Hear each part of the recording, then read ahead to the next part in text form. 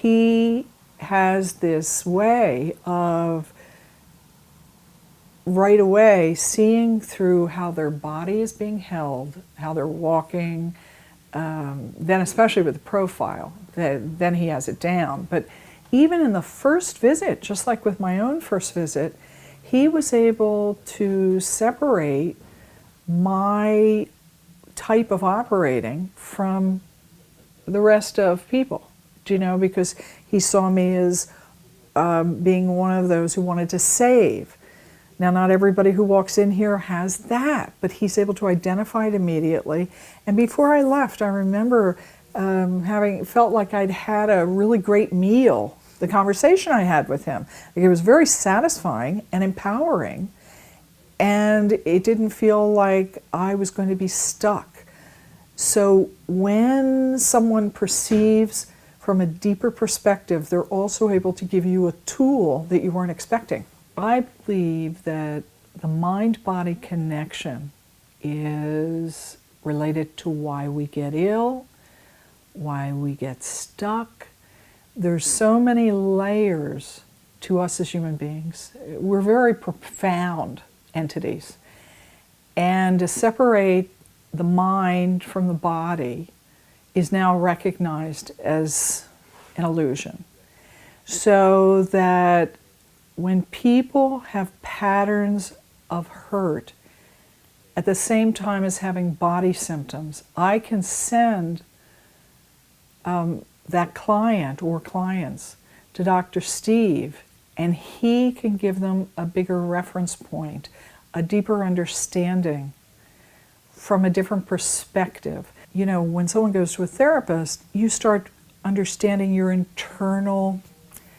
the internal thought process that leads from stinking thinking into stinking behavior, if we can put it that way. But where we don't get our needs met. We end up criticizing boyfriend or girlfriend when in reality we're needing a hug, right? And to be able to start getting conscious about all that.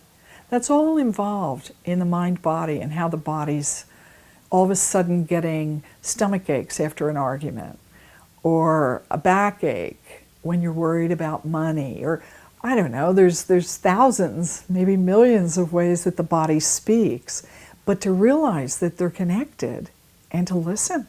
What I say to clients is I believe our body talks to us, and it's talking to us all the time.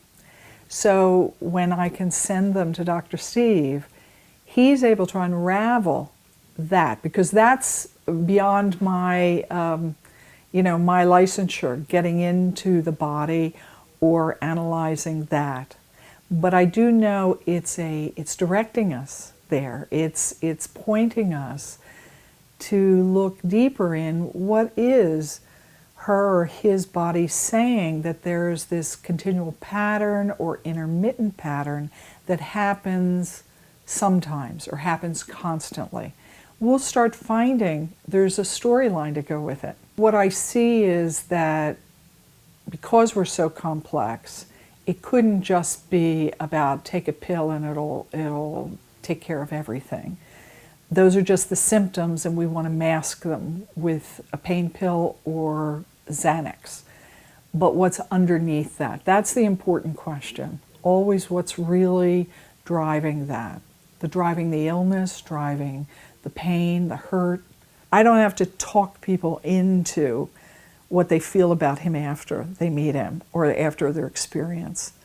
And according to how chronic their problem has been, there's a parallel to how really, really inspired and excited they are about their visit here, that they got relief from pain, but also got answers they didn't even know they were going to get. We're so fortunate to be in a century that if we are in terrible pain, we have a pill to give us relief. And that's fabulous.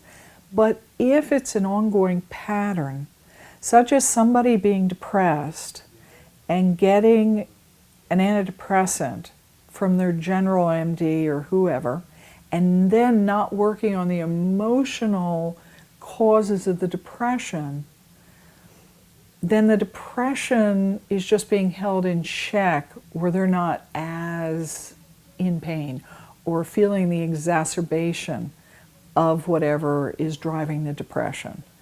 So it's very, very important to always look, what's driving this? Why is there this pattern? If we can take away the judgment, see, I'm always looking to how we self-talk, and many times we consider this bad and this good.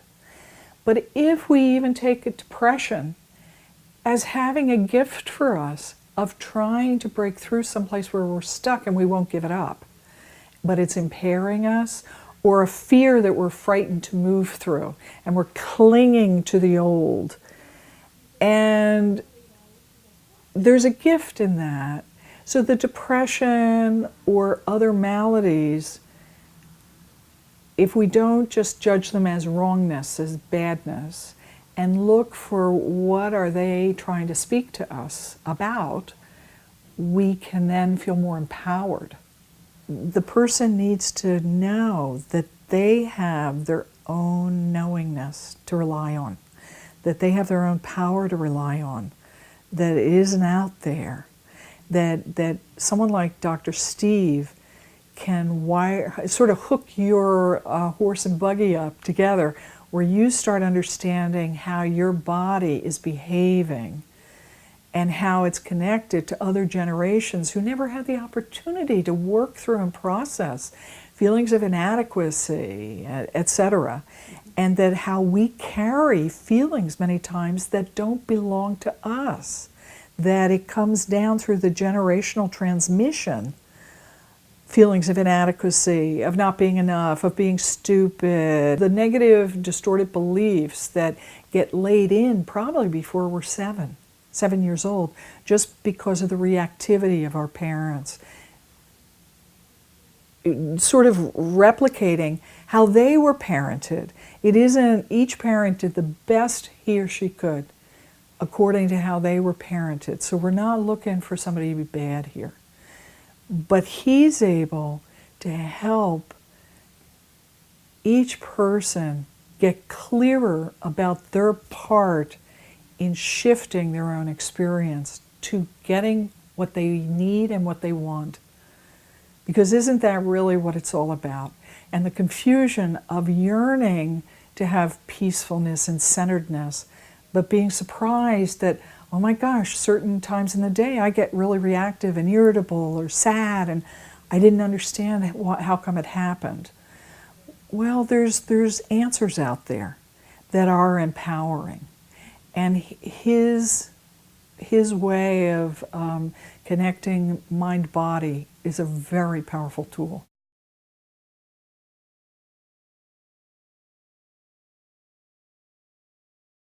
He's the first and only person who I've met who's had the capacity. And literally in the first 20 minutes of interacting with him, I knew I was with somebody who was doing something that was different. But you can meet people who are doing something different, but he felt right on.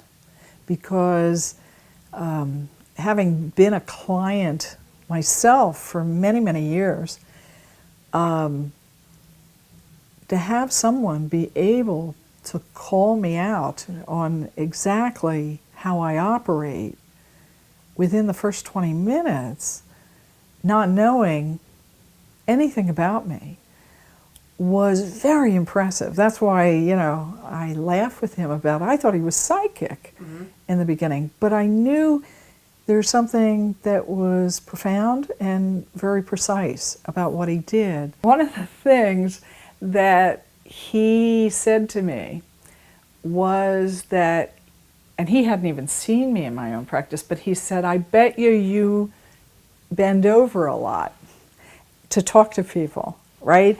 Because, there's people who are in a lot of pain, and I'm like totally there. And he said, you've got to learn to stay back because you're exacerbating your own, overextension. And so I've just moved my chair closer. There's ways around it, you know? So even though that, and even now, I do tend to do it without thinking, but it helped me physically not exacerbate my own symptoms. And sometimes when somebody comes in, I'll recognize how their body is operating, and it helps me also to